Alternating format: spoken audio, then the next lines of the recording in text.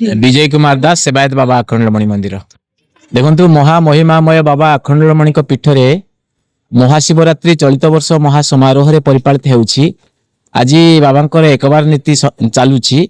आपणकर गर्भगृह रे नूतन चांदुआ एवं देउल रे नूतन नेत एवं संध्यारे मध्य एकाबार पई स्वतंत्र नीतिकांति रही से सब संपन्न हेबा परे आपणकर आसंता काली महाशिवरात्रि उपलक्षे आपणकर लक्ष लक्ष भक्तंकर समागम हेबो।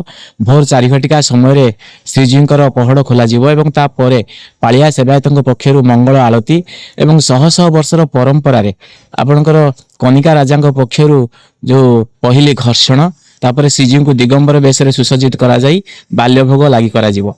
ठीक तार गोटाए घंटा परे श्रीजी को एकमात्र अन्न नीति शिवरात्रि महोत्सव उपलक्षे लागि करा जिवो एवं 6टा सकाळ 6टा रु रात्र 12 घटिका पर्यंत भक्त माने साहाण मेलारे निर्बाध दर्शन करिवे।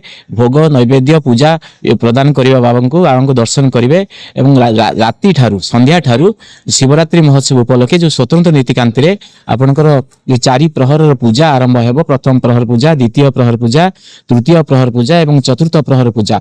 ये 4 प्रहर पूजा परे दिवा रात्र 12 घटिका समय रे गर्भगृह सफा हबो। श्रीजींकर महास्नान हेबो। तापरे श्रीजी को देव दुर्लभ सुना बेश सुसज्जित करा जिवो। उक्त सुना बेश को भक्त माने 1.5 घंटा धरी दर्शन करिवे।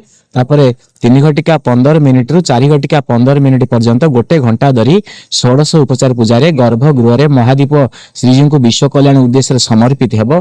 ठीक 4:30 घटिका समय रे गर्भगृह रु महादीप सेवायत मान गहन रे बाहरिबो एवं मंदिर प्रशासन सेवायत एवं भक्त समस्त सहयोग रे मंदिर बेढ़ा परिक्रमा करी महादीप विश्व कल्याण उद्देश्य रे 4:30 घटिका भोर 4:30 घटिका रु 5 घटिका मध्य देउल चूड़ा स्थापित हेबो।